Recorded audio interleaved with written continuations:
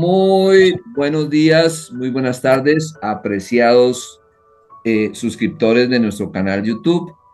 Hoy día tengo el gusto de presentar un tema para el cual he tratado de ser más sintético porque el tema da para mucho debate. Todos los factores que voy a presentar están soportados en investigaciones y son el resultado de observaciones y evidencias que pretenden llamar la atención para todos aquellos que hacemos clínica en psicología y como mencionaba a los colegas previamente, podemos incluso utilizar este conocimiento para aplicarlo a todas las disciplinas que implican un, una consulta, estar enfrente de un consultante. Guardadas las proporciones, nosotros los clínicos tenemos que cuidarnos de alguna manera un poco más porque estamos enfrente de procesos que obligan a ser mucho más cuidadosos, pero en sus diversas categorías, cada vez que en las disciplinas que nosotros manejamos a diario, también tenemos que cuidarnos de ciertos errores que encontramos.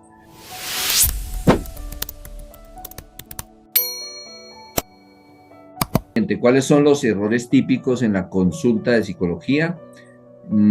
Tanto por parte del terapeuta como por parte del paciente, porque hay que separar esos errores y tomarlos en cuenta.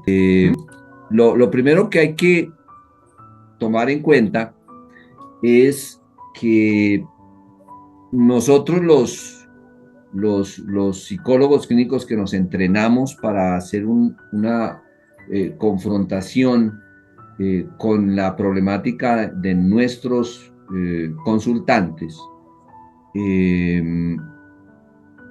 cuando arrancamos nuestro ejercicio profesional, tenemos algunas nociones de digamos, la logística que debemos aplicar desde la primera sesión y en las siguientes sesiones hasta sacar adelante a nuestro consultante. Eso va por un lado.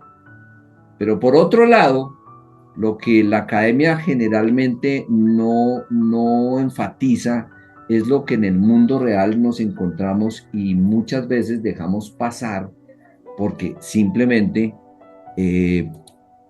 nos lo vamos encontrando en el camino. Hay varios errores comunes en nosotros los terapeutas que solemos incurrir, aclarando que la inmensa mayoría de veces son errores involuntarios, no es que sean voluntarios. Llámese involuntarios porque consideramos que no tenemos la suficiente información y estamos convencidos de que estamos actuando de manera correcta y solamente cuando nos damos cuenta que los resultados son adversos, llegamos a la conclusión de que hemos cometido un error. Voy a enumerarlos y para efectos del material que se está grabando en este momento, yo voy a hacer simplemente una mención y una explicación breve de esos errores que son comunes y que nos llevan a reflexionar en el cómo, dónde, cuándo, etcétera, de nuestro ejercicio profesional podemos prevenirlos. El primero que se señala es el juicio y la falta de aceptación incondicional. ¿Eso qué quiere decir? Muchas veces mostramos desaprobación, ya sea verbal o gestual. Ojo con eso, nuestro lenguaje no solamente es verbal, es gestual. ante actos o valores del paciente o del consultante. Esto, si se llega a dar, implica la destrucción total de la alianza terapéutica. Y ustedes saben que una de las primeras misiones que tenemos con nuestros consultantes es generar una alianza terapéutica. Alianza que no es más sino generar la confianza suficiente para que lo que nosotros hablamos se abra el consultante. Si el consultante no logra abrirse, definitivamente no vamos a poder auscultar debidamente la problemática del mismo, ¿no? Otro error es ponerse a dar consejos directos. La palabra consejos está proscrita en nuestro ejercicio profesional. Consejo da un amigo o un familiar o algo así, pero eso es lo más peligroso que podemos nosotros cometer como error, porque no tenemos todos los elementos y generalmente cuando se genera un consejo, se está mirando solamente por un solo huequito, un solo huequito la problemática del paciente. La función del terapeuta no es decir qué hacer. Ojo con eso. Deberías dejar a tu pareja. Frases de esas son contundentes y son proscritas, ¿no? Eso tiene que eliminarse. La función del terapeuta es ayudar al paciente o consultante a que tome sus propias decisiones. Dar consejos fomenta una cosa que podemos estarla generando en el mismo consultante y es la dependencia. Yo para gestionar mi problemática tengo que estar dependiendo de que el terapeuta me diga qué es lo que debo hacer y qué es lo que no debo hacer, al estilo del amigo, que yo necesito consultar al amigo para que me diga qué es lo que hay que hacer. Eso tenemos que eliminar ese error típico. Otro es la autorreferencia excesiva. Hablar demasiado de la propia vida personal del terapeuta, aunque la autorrevelación puntual puede ser útil en ciertos momentos, ¿no? El foco debe ser siempre el paciente o el consultante. No estar hablando de sus propias experiencias y sus propios recorridos. Por eso es que la palabra excesiva es muy importante.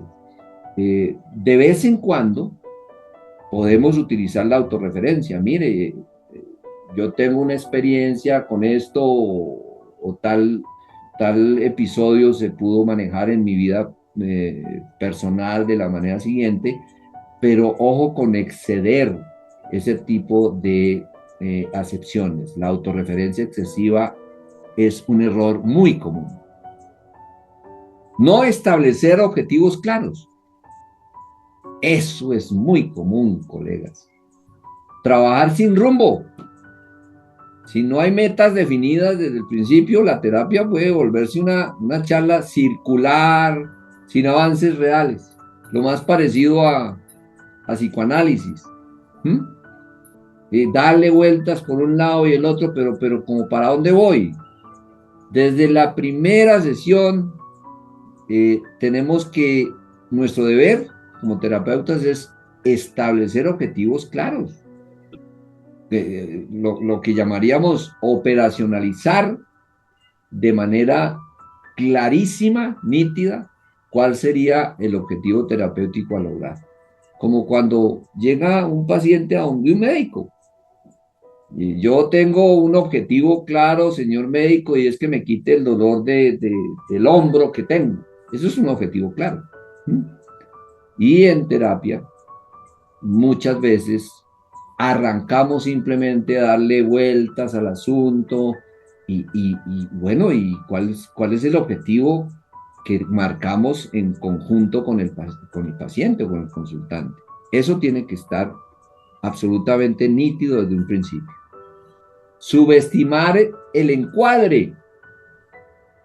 Es decir, ser flexible en exceso con los horarios, el lugar de la consulta o los honorarios, por ejemplo, lo cual puede desdibujar la relación profesional. Muchas veces uno como que no le gusta hablar de los honorarios o como que si el paciente por su logística no tiene un sitio específico y va caminando por la calle, entonces uno hace la consulta por la calle, eso tiene que eh, enmarcarse o encuadrarse de una manera mucho más formal. Incluso hay reglamentación ya para la terapia virtual. ¿Mm? Uno no puede hacer terapia virtual eh, descuidando el encuadre. El encuadre simplemente es eh, cuidar uno que el ambiente que el consultante va a observar dentro de la consulta no tenga elementos o estímulos distractores. Si yo hago una terapia virtual, que pongámosla de esa manera, y detrás mío hay una jaula con una cantidad de loros haciendo ruido, eh, el sentido común que nos dice, mucha de la atención que queremos captar en el paciente o en el consultante puede estarse yendo por ese lado. Eh, Esos factores distractores son muy importantes y en el diseño ambiental que debemos proporcionar en el momento de la consulta, solemos cometer esos errores. Un cuadro de determinado pintor existencialista detrás nuestro puede empezar a distorsionar la percepción de lo que en el diálogo terapéutico podemos o queremos lograr. Eso es lo que nosotros llamamos encuadre. Haciendo mención a eso, mmm, también el paciente, por su parte, tiene o generalmente comete ciertos errores que nosotros estamos en el deber de detectarlos para corregirlos en forma oportuna. ¿Mm? Hay errores comunes, pero generalmente son comportamientos y pueden actuar como barreras de resistencia a la interacción terapéutica. Un primer error es ocultar información o mentir. Eso es muy común. Eso es muy común porque hay ciertos factores de personalidad o ciertos factores en el aprendizaje de nuestros consultantes que le llevan a ser muy prevenidos, ya sea voluntaria o involuntariamente, acerca de la expresión verbal o no verbal de su problemática. ¿Mm? Por miedo al juicio o vergüenza, simplemente, ¿no? Algunos pacientes o consultantes omiten detalles cruciales, como por ejemplo el consumo de sustancias psicoactivas, pensamientos específicos que le dan vergüenza a él expresarlos. Eh, la intención o el propósito es encontrar el acercamiento más eficaz que podamos hacer que la verdad del paciente, ¿no? El diagnóstico y tratamiento se convierten en inexactos cuando no tenemos todos los elementos que componen una aproximación a esa verdad del paciente. Otro error de los pacientes o los consultantes es ver al terapeuta como un salvador, entre comillas. Y es común, y todos lo hemos vivido cuando nosotros tenemos una problemática, incluso con el médico, con el abogado, nosotros solemos crear en nuestra mente una idea de salvación. El abogado me va a salvar, el neuro me va a salvar, el psicólogo me va a salvar, el organizacional me va a salvar. Creer que el psicólogo tiene una varita mágica y que basta con asistir a la sesión para curarse, eso es un error muy común, sin realizar el trabajo personal fuera de la consulta. Eso es muy común. Y generalmente nosotros, los que manejamos un modelo cognitivo-conductual, solemos advertir desde el principio que el paciente, el consultante, va a estar en un proceso terapéutico 24/7, que si nos vamos a encontrar cada 8 días o cada 15 días es simplemente para evidenciar y verificar el resultado de unas tareas que uno le coloca al paciente para que trabaje todos los días en esas tareas terapéuticas. La trampa del bienestar. ¿Qué quiere decir eso? Abandonar la terapia en cuanto los síntomas agudos desaparecen. Eso es muy común en todos nosotros. Y nos ha ocurrido cuando tenemos un seguimiento médico, para hacer la analogía, y nos dicen, tienes que hacer este tratamiento durante 9 días, no lo abandones, pero al cuarto día uno se siente mejor de síntomas, uno deja de tomarse la pepa. Eso es contraproducente y eso lo llamamos la trampa del bienestar. Cuando los síntomas agudos desaparecen, uno o el paciente tiende a abandonar la terapia. Eso suele llevar a recaídas porque ya todavía no se han resuelto las causas profundas del malestar. Eso hay que advertirlo y hay que estar pendientes de que el paciente o el consultante no entre en ese error. La intelectualización. Ojo con eso, colegas. Analizar todo de forma racional. 1 más 1 igual 2, luego entonces no existe ninguna emoción para eso. Analizar todo de forma lógica para evitar sentir las emociones. Eso es un error de parte del paciente, me refiero. Hay pacientes o consultantes que nos vienen con una, digamos, un sentido muy lógico de su problemática y todo lo terminan analizando desde el punto de vista racional y no se dan el derecho a sentir emociones. Eso hay que detectarlo a tiempo, ¿no? El paciente habla de sus problemas como si le ocurrieran a otra persona, habla como en tercera persona, ¿no? Hay que estar atentos a ese error, ¿no? Otro que pareciera que es sencillo, pero es muy común, llegar tarde o cancelar constantemente. Eso es dramático y eso rompe el proceso terapéutico. Suele ser una forma de resistencia inconsciente al cambio o una falta de compromiso con el proceso de mejora.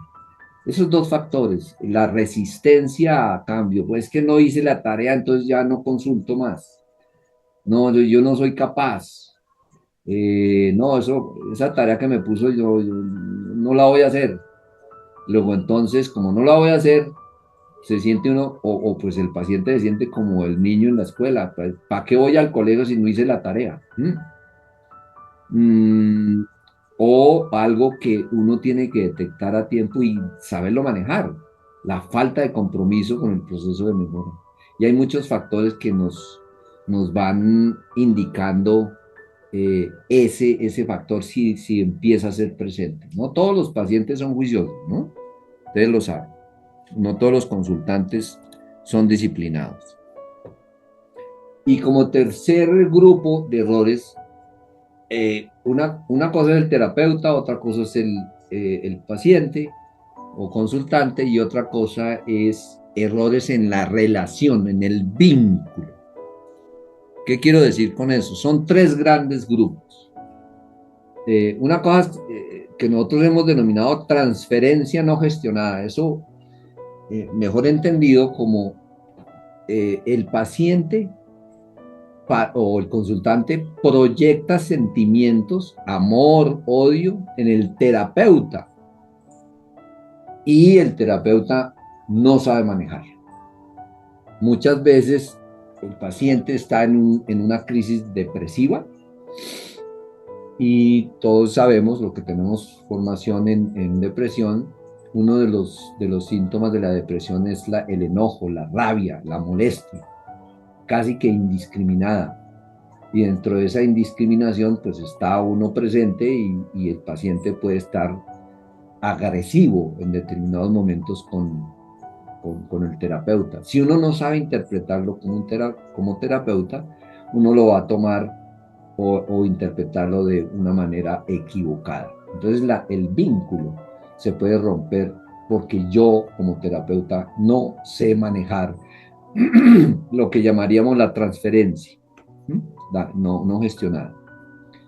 Otra cosa que se agrupa como contratransferencia, disculpen el lenguaje que no es muy claro, pero por eso lo estoy operacionalizando, es aquella situación donde el terapeuta proyecta sus propios conflictos personales en el paciente, es al revés.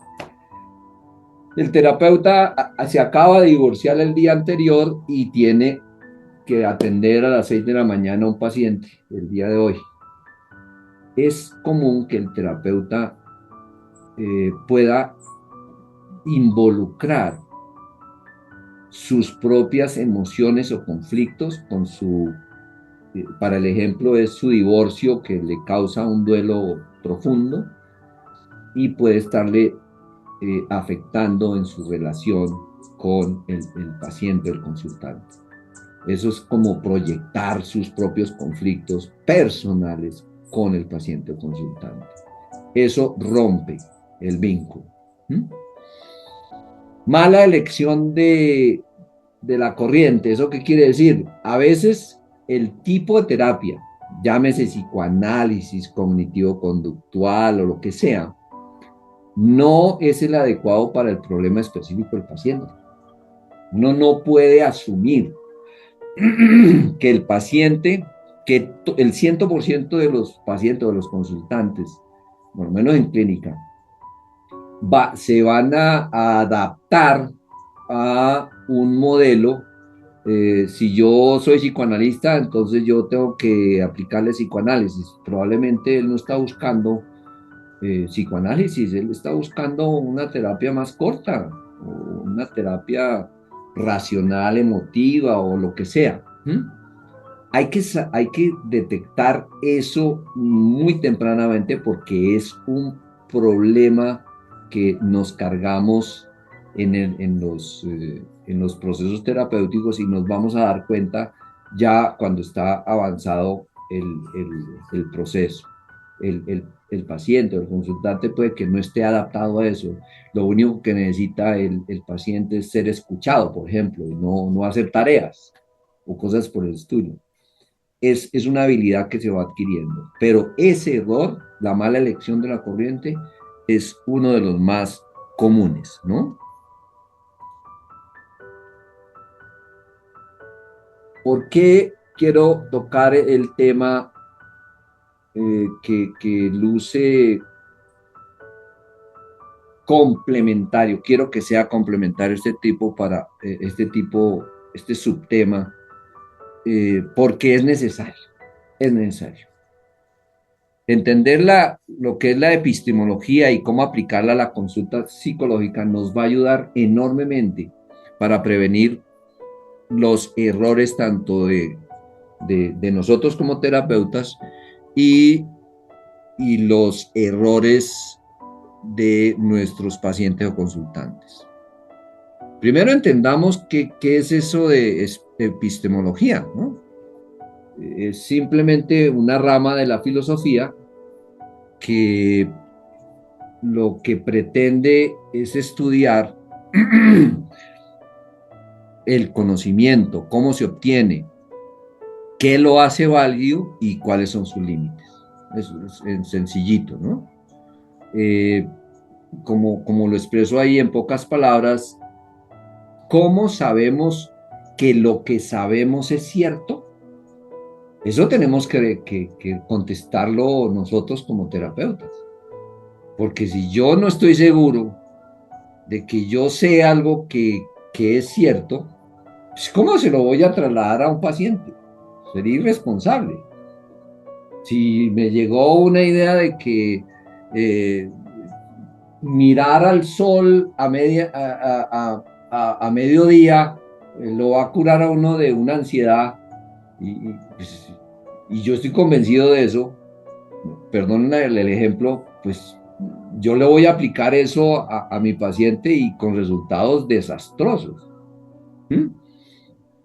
Por eso es que el estudio de la epistemología y la aplicación de la epistemología a la consulta psicológica se vuelve un prerequisito. Prerequisito, ¿sí? La epistemología define cómo entiendes la verdad del paciente. Eh, Hay enfoques objetivistas, hay enfoques constructivistas o interpretativos. Tenemos que estar muy atentos a cómo vamos a encontrar el conocimiento y la validez de ese conocimiento, ¿no? Por ejemplo, un paciente puede, puede decir algo parecido a nadie me quiere, nadie me quiere. Desde un enfoque más objetivo, uno debe analizar las evidencias y si existen distorsiones cognitivas. Desde un enfoque constructivista, uno explora qué significa querer para una persona. Entonces, fíjense que la interpretación cambia dependiendo del enfoque. ¿Mm? El segundo es orientar las preguntas que haces, ¿sí? ¿Qué significa eso?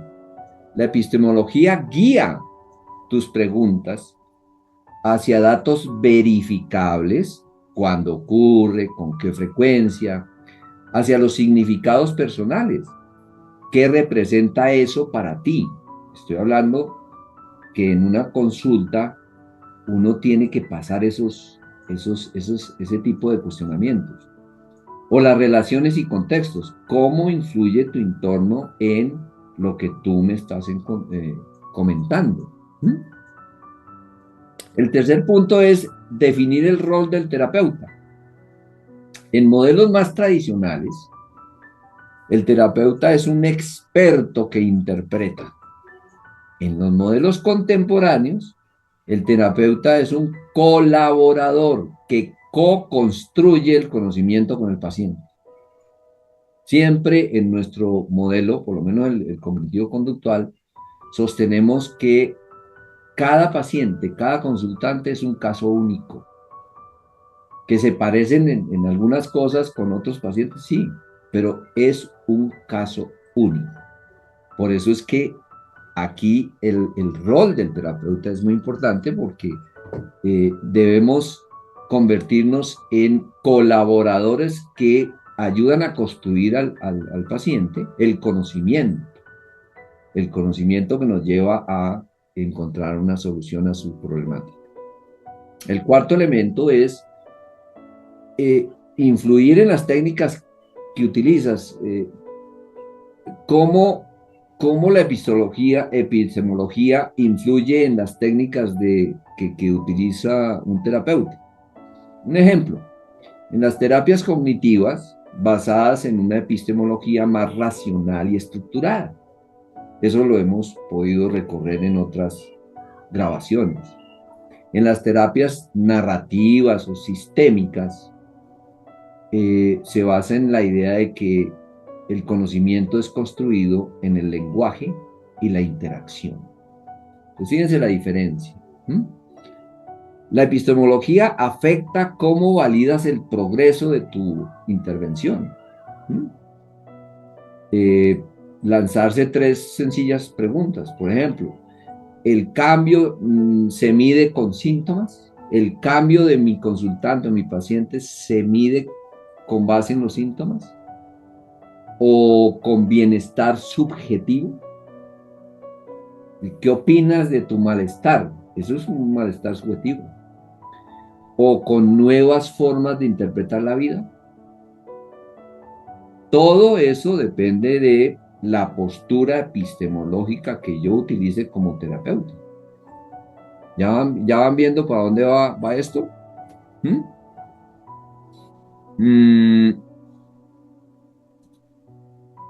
En resumen, para no aburrirlos, aplicar la epistemología en la consulta psicológica significa ser consciente de desde dónde estás conociendo al paciente o al consultante. ¿Mm? Tres cositas. ¿Qué consideras verdadero? Entre comillas. ¿Cómo interpretas su experiencia? ¿Y qué tipo de conocimiento estás construyendo con él? Eso suena muy sencillo, pero ahí les dejo para que lo debatamos o lo abramos en mayor proporción. Finalmente, no es solo teoría, colegas, es el lente con el que haces la terapia. La epistemología es el lente con el que haces la terapia. Muchísimas gracias.